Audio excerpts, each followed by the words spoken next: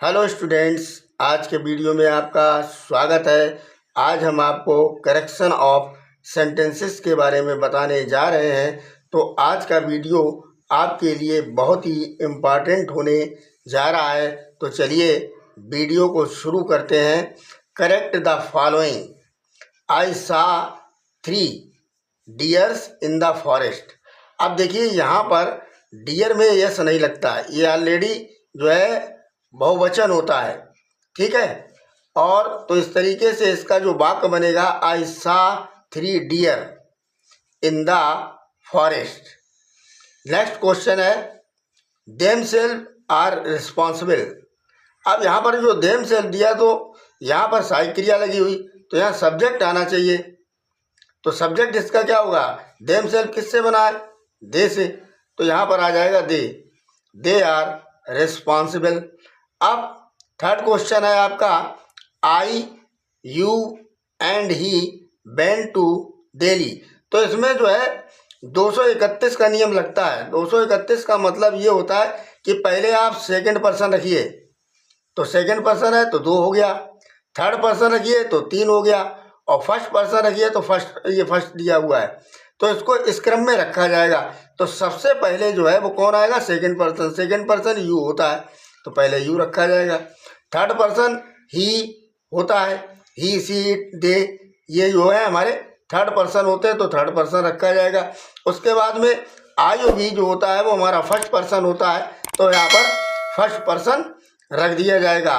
तो इस तरीके से ये जो वाक्य है वो आपका बनेगा you comma he and I went to Delhi. अब फोर्थ नंबर है one must respect his parents.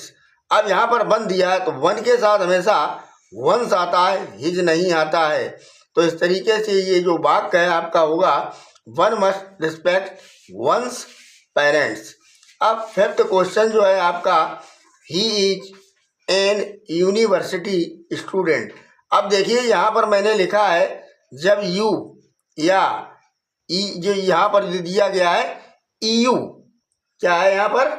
EU की ध्वनि हिंदी में यू निकले तो आर्टिकल ए लगाते हैं, एन नहीं लगाते हैं, जबकि ये स्वर है लेकिन ये इसका नियम है।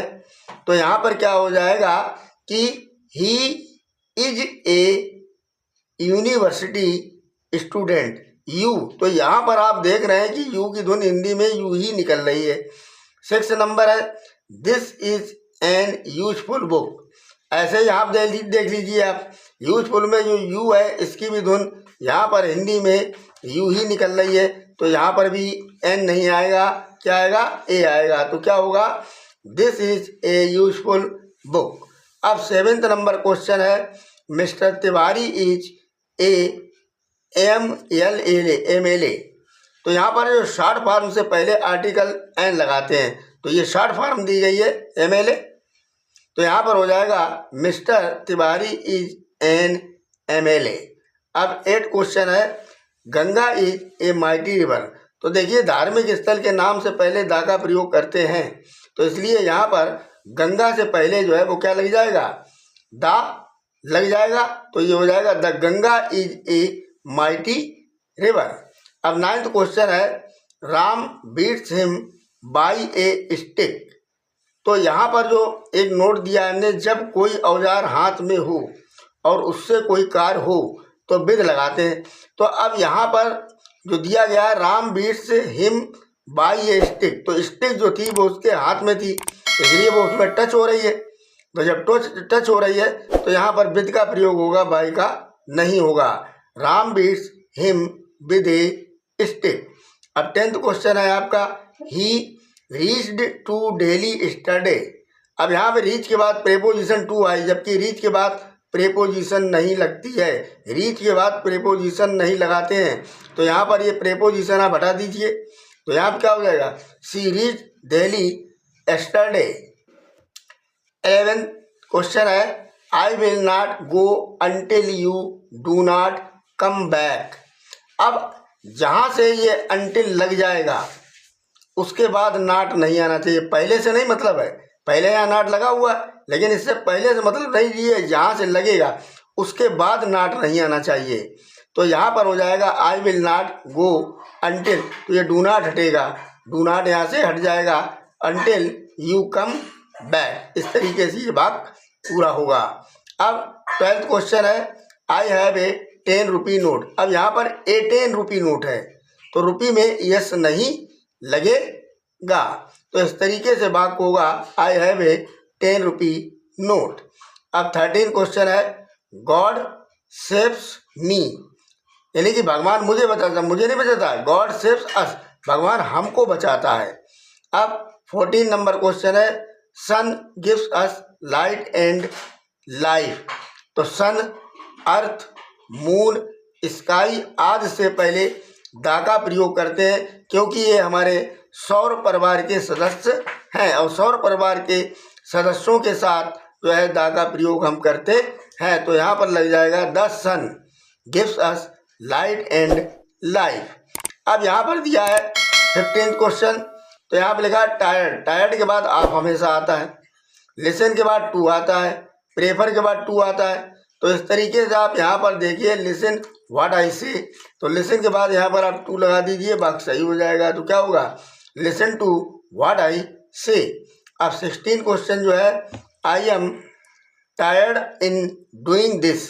तो यहाँ पर टायर्ड के बाद ऑफ लगता है तो आप लगा दीजिए, इन हटा दीजिए आप यहाँ से, तो हो जाएगा I am tired of doing this. अब नेक्स्ट है आपका I prefer walking than swimming. तो प्रेफर के बाद जो है यहाँ पर टू आएगा तो आप देन हटा दीजिए, यहाँ से टू लगा दीजिए, तो ये वाक्य कैसे हो जाएगा, I prefer walking to swimming. और नेक्स्ट क्वेश्चन है इसका, ऑलवेज स्पीक ट्रुथ। तो ये स्पीक द ट्रुथ होता है, स्पीक ट्रुथ नहीं होता है, तो इस तरीके से बनेगा ऑलवेज स्पीक द ट्रुथ। और नेक्स्ट क्वेश्चन है, I have received your letter yesterday. अब स्टरडे ये पास्ट टेंस है और यहाँ पर प्रेजेंट परफेक्ट की क्रिया लगी हुई है, तो पास्ट के साथ में पास्ट ही होना चाहिए, तो हैव हट जाएगा, तो क्या हो जाएगा, I received your letter yesterday. और नेक्स्ट लास्ट क्वेश्चन जो है वो है, he entered into the room.